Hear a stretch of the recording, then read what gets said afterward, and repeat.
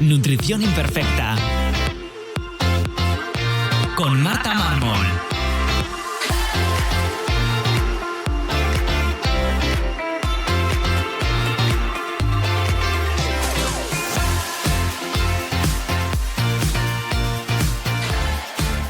Bienvenidos a Nutrición Imperfecta, el podcast de Marta Mármol. Un lugar para aprender a cuidarte y a empezar a ver la nutrición como una aliada para recuperar tu salud y encontrarte mejor.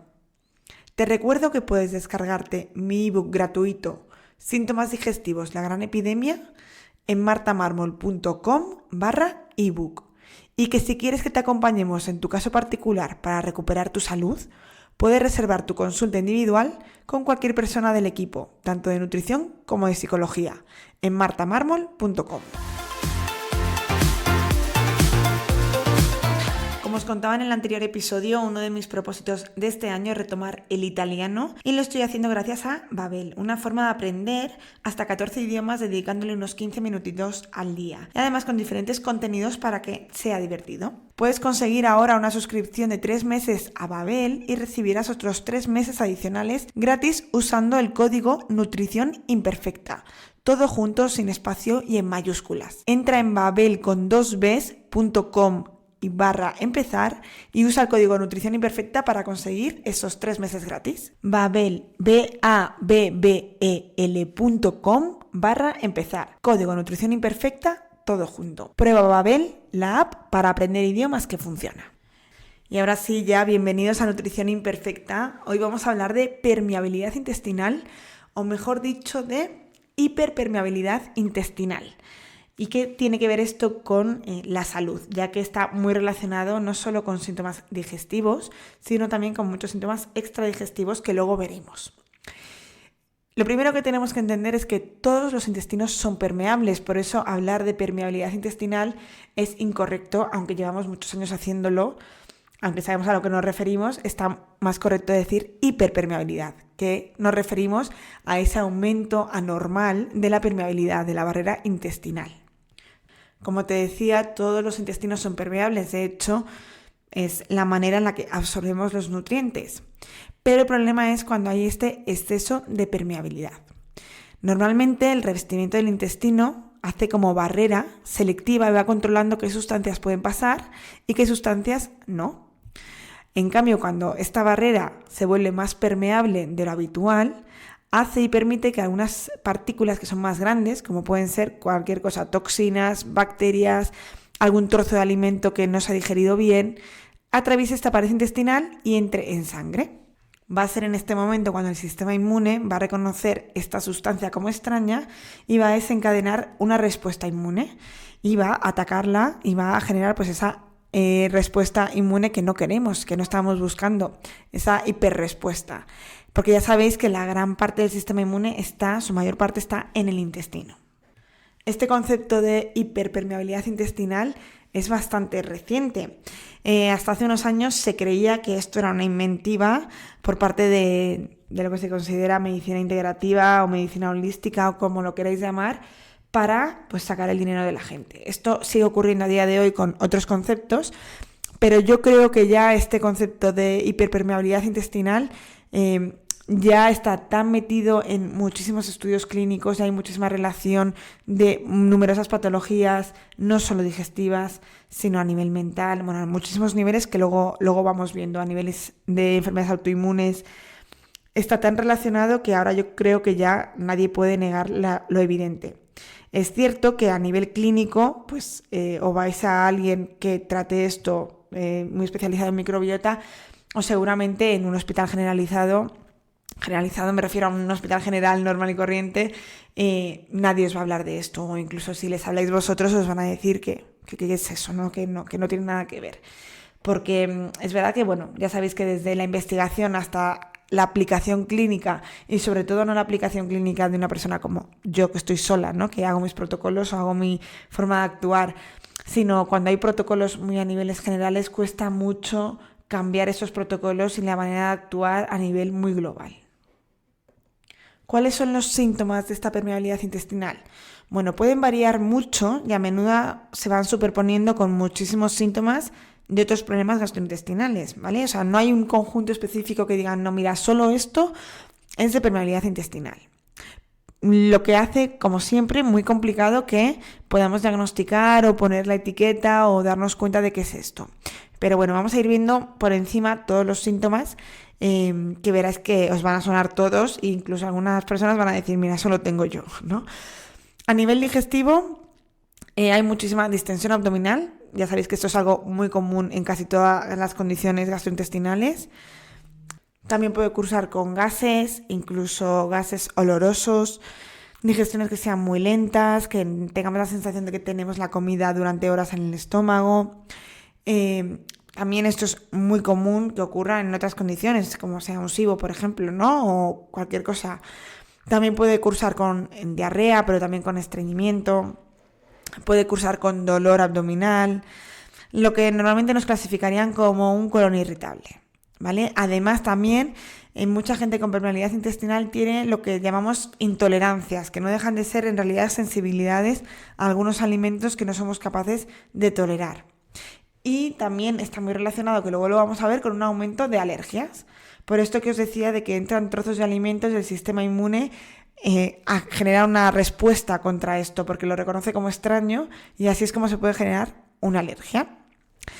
También a nivel extradigestivo, que no solo sean problemas digestivos, está muy relacionado con fatiga crónica, con cansancio, con dolores de cabeza, con dolores generalizados, incluso dolores musculares, debilidad muscular, articulares. También la permeabilidad intestinal puede estar manifestándose en la piel, en forma de dermatitis, de rosáceas, de psoriasis, picores, también las típicas capas como de caspa en la cabeza. También a nivel anímico, muchos cambios de humor, irritabilidad, ansiedad, depresión. Y luego, por supuesto, si tenemos alterado el intestino, tenemos alterado completamente el sistema inmune. Por lo tanto, infecciones de repetición muy recurrentes, infecciones o respuestas inmunológicas muy alteradas, pues por ejemplo que haya una reacción del sistema inmune muy fuerte, por lo que decíamos antes, ¿no? Esa reacción que hace el sistema inmune al reconocer algo que ha entrado que no debería haber entrado. Y a nivel también mental, que os decía antes, también esa neblina mental, esa incapacidad de concentración o de conectar unas ideas con otras. Puede ser que después de escuchar esta lista de síntomas hayas dicho que esto te suena de que te lo contase ya en algún otro episodio. Y es que en el episodio 89, donde hablo sobre inflamación crónica o de bajo grado, hablo sobre esto. Y es que muchísimos síntomas son similares. Porque cuando hay una inflamación crónica o de bajo grado, cursa con una inflamación intestinal y esto con una permeabilidad intestinal. Por lo tanto, muchas veces lo que os decía al principio es que cuesta hilar o diagnosticar porque son síntomas que se unen unos con otros. Y como siempre vamos a ver cuáles son las causas. Pues evidentemente se sospecha de muchísimas causas, no hay una única causa que genere hiperpermeabilidad intestinal, sino dentro de lo que cabe sería fácil, pero no. Por supuesto hay una parte genética que va a predisponer, pero la genética predispone pero no determina, es decir, que tengamos una genética que nos predisponga a algo, a cualquier enfermedad, no quiere decir que lo vayas a desarrollar, ¿vale? Luego están todo lo que vamos a hacer en nuestros hábitos y el día a día, que es lo que va a determinar si este gen se expresa y finalmente pues desarrollas esa enfermedad, si estamos hablando de enfermedades o no. También desde no haber generado una buena barrera intestinal en la infancia, que son esos primeros meses donde más se desarrolla, se ha visto mucha diferencia en niños que nacen por cesárea o por parto vaginal, porque es en el momento en el que más nos llenamos de bacterias que van a formar esa parte de nuestra microbiota. Entonces, lo ideal sería que cogiésemos las bacterias que hay en la vagina de la madre para generar esa microbiota. Entonces, va a variar si nacemos por cesárea, por ejemplo. También la lactancia materna, si consumimos lactancia materna durante esos primeros meses o no, o leche de fórmula, que no pasa nada si consumimos leche de fórmula, pero es verdad que está relacionado.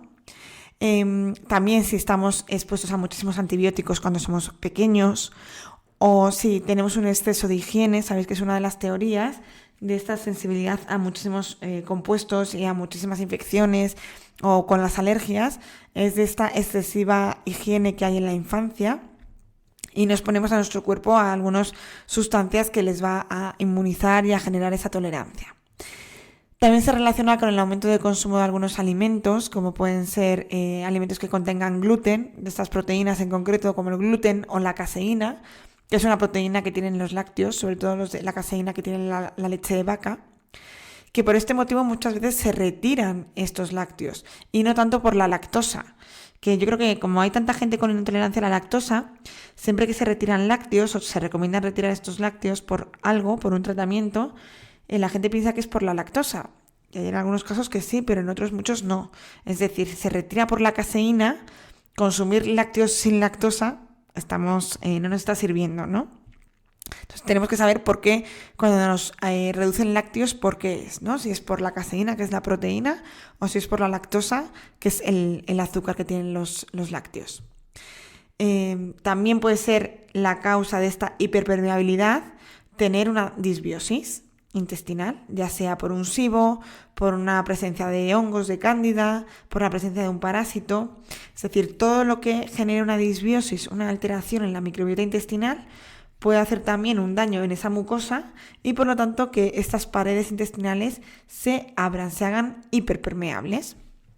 Y por supuesto, de la misma manera, esta inflamación de bajo grado de la que os hablaba antes, que está muy relacionada, pues esta inflamación de bajo grado de forma mantenida va a hacer que se abra esta barrera intestinal. También es muy importante la exposición a tóxicos, ya que está relacionada con generar una disbiosis desde disruptores endocrinos, desde algunos aditivos, compuestos volátiles, muchísimas sustancias, pesticidas, etcétera, que pueden hacer que esa barrera se abra. Vale, si me has escuchado y ahora dices, madre mía, ya lo que tengo es permeabilidad intestinal. ¿Cómo lo mido? ¿Cómo lo sé? Como te decía, esto es muy complejo, ¿no? Porque hay muchísimos síntomas que varían. Muchos de mis pacientes dirán, ¿y yo tengo hiperpermeabilidad intestinal? Yo no es algo que suela diagnosticar como etiqueta, ¿no? No suelo decir, tú lo que tienes es tal. Pero sí que es verdad que yo tengo en cuenta que detrás de cualquier disbiosis o alteración en la microbiota vamos a tener esta hiperpermeabilidad o por lo menos una pequeña hiperpermeabilidad, porque en el momento que se daña la mucosa y la barrera de microbiota, pues vamos a hacer que esa barrera esté un poquito más permeable. Pero ¿cómo se puede medir? Pues como os decía, es bastante complicado, ya que no existe un único marcador y maravilloso que nos diga, mira, si esto sale positivo, hay hiperpermeabilidad. Se utiliza mucho la zonulina, que es una proteína que regula estas uniones estrechas, que son las uniones que hay entre las células que están en el intestino de los enterocitos. Entonces se cree que a mayor zonulina, mayor daño en estas uniones y por lo tanto mayor permeabilidad intestinal. Aunque últimamente salen estudios que no relacionan directamente este aumento de zonulina con la permeabilidad. Por eso es bastante complejo. También a veces se utiliza un marcador que es la antitripsina, o también podemos medir la presencia de endotoxinas bacterianas en sangre. Y esto, por ejemplo, no lo he usado nunca, ¿vale? La teoría está ahí, pero porque se cree que la teoría es que el intestino permeable puede permitir que estas bacterias, que estas toxinas liberadas por las bacterias ingresen a sangre. Pero vamos, yo esto jamás lo he usado. Está ahí en la teoría y os lo cuento, pero no es algo que use. No es algo que use porque tampoco es algo que busque, ¿no? Cuando yo hago un test de microbiota intestinal, sí que muchas veces vienen con marcadores como zonulina y lo uso, pero, lo tengo en cuenta. Pero siempre que vaya a haber este daño, cualquiera que sea, cuento con que hay que recuperar esas uniones entre los enterocitos, esa mucosa y esa microbiota. ¿Y con qué enfermedades, condiciones se ha relacionado que podría estar asociada a la hiperpermeabilidad intestinal? Pues sobre todo con enfermedades autoinmunes.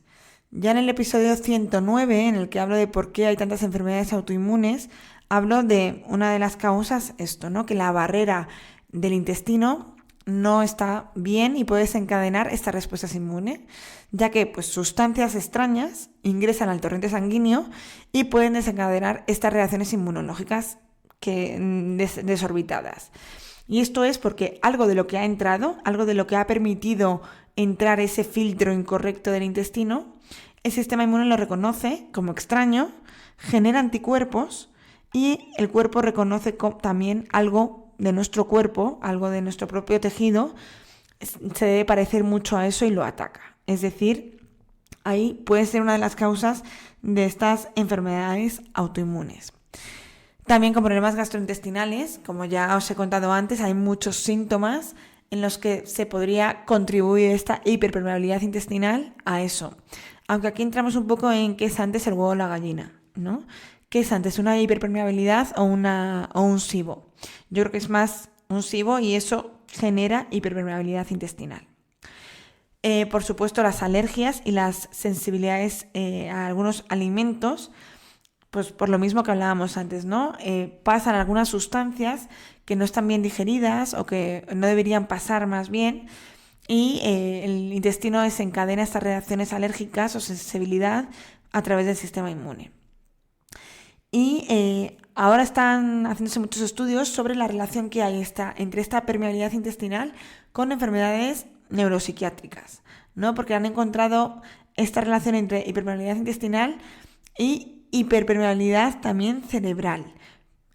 Esto es como la unión que hacen para la explicación de muchas patologías como pueden ser la depresión, la ansiedad o también el autismo. Pero ya te digo que esto es algo que se está estudiando mucho, que está abriendo y cada vez hay más papers y más estudios sobre todo esto, pero que no es algo que, sobre todo, que tengamos el cómo tratarlo. Pero sí poner el foco en que, como esté nuestro intestino, va a repercutir a casi todo lo que hay, a todos los sistemas en el cuerpo. Y la pregunta clave es cómo debemos tratar esto. Y aunque no te lo imagines, es encontrando la causa que lo ha provocado. La hiperpermeabilidad viene de algo, no es algo que pueda causar algo de la noche a la mañana, es algo que, pues de forma mantenida, ha estado ahí y ha derivado en esta permeabilidad. Ya sea lo que hemos dicho antes, una inflamación intestinal, un parásito, un SIBO, una disbiosis, la toma de medicamentos, ya sea antibióticos de forma continua, de AINES como ibuprofeno, la presencia de una cándida. Pero también puede ser causa de una celiaquía mal diagnosticada, que ya sabéis que es una de las patologías que más cuesta diagnosticar porque no se hace correctamente las cosas. Hábitos de alimentación malos mantenidos en el tiempo, que hayan producido un daño. Estrés crónico también mantenido en el tiempo que deriva en una inflamación y una inflamación en una hiperpermeabilidad. Cuando sepamos la causa podemos ponernos manos a la obra a tratarlo, pero tratando esto. Si es una disbiosis o un SIBO o un parásito, se puede tratar pues con herbales, con antiparasitarios, con antibióticos, pero tenemos que ayudar a regenerar esa mucosa. Como os contaba en el episodio 115 sobre gastritis, pues de la misma manera que tratamos la gastritis, que es la mucosa gástrica, en realidad vamos a tratar todas las mucosas, ya sea con vitamina A, con espino amarillo, con el maravilloso caldo de huesos del que os hablaba en el episodio 57, con glutamina. Pues hay muchísimas sustancias que nos van a ayudar a regenerar esa mucosa. También muchas infusiones, muchos alimentos ricos en vitamina A, todos los que sean naranjas, con aloe vera. Todo esto nos va a ayudar a regenerar esa mucosa. Y una vez que tengamos esa mucosa regenerada, podemos tratar con probióticos. Para esto lo ideal, pues hacer una prueba de microbiota, ver qué tenemos ahí y darles, ¿no? O reequilibrarlo. También es importantísimo llevar una alimentación suave, priorizando alimentos que estén un poquito cocinados, que sean de fácil digestión, incluso reduciendo aquellos que puedan producir un poco de inflamación, como hemos visto, pues el gluten, las caseínas, incluso a veces también hay que reducir, dependiendo del nivel de hiperpermeabilidad y de reactividad del sistema inmune, se pueden reducir todos aquellos que tengan antinutrientes, ya sean legumbres, semillas. Esto va a depender un poco pues, de cada nivel. Y aumentando aquellos alimentos ricos en omega 3 para resolver este proceso inflamatorio, como pueden ser pues, los más fáciles, los pescados azules de pequeño tamaño. También bajar estrés, todo lo que nos ayude a activar el nervio vago, que activa el parasimpático. Eso os lo contaba en el episodio 77. Lo siento que os estoy dando muchísimos episodios de deberes para escuchar o volver a escuchar. Descansar, hacer actividades que te gusten, salir a la naturaleza, llevar unos buenos ritmos circadianos, pasar tiempo con gente, ser sociales, que esto a veces se nos olvida. Bueno, lo de siempre, ¿no? Esto nada nuevo. Y, por ejemplo, algo muy importante y por lo que insisto tanto en que los probióticos no siempre son adecuados, es porque en este primer momento de permeabilidad intestinal, dar probióticos no es lo mejor. Como os decía antes, vamos a esperar a que esté la mucosa bien. Y pues hay que darlos pues cuando hayamos reparado toda esa barrera y cuando tengamos ya esa capa de moco donde alojar estas bacterias. Y hasta aquí el episodio de hoy. Espero que os haya gustado, que hayamos repasado, que yo creo que al final estos son como mini clases de qué es la permeabilidad intestinal, pues causas, orígenes, consecuencias y tratamiento. Y que si te pasa a ti, que pues que no te agobies en tratar esta hiperpermeabilidad y que como siempre vayas tirando hacia atrás a encontrar cuál puede ser la causa y empezar a mejorar esos puntos. Y como siempre agradecerte que escuches este episodio. Estoy muy contenta porque este podcast está creciendo un montón y está en unos puestos muy altos en comparación hace unos años. Esta semana me aparecía como en el puesto 12 esta categoría que está mezclada con muchísimas cosas. No solo es nutrición, ojalá, es todo estilo de vida, desde deporte, psicología, y un puesto 12 es una barbaridad, es algo que prefiero casi ni pensar porque me da mucha vergüenza.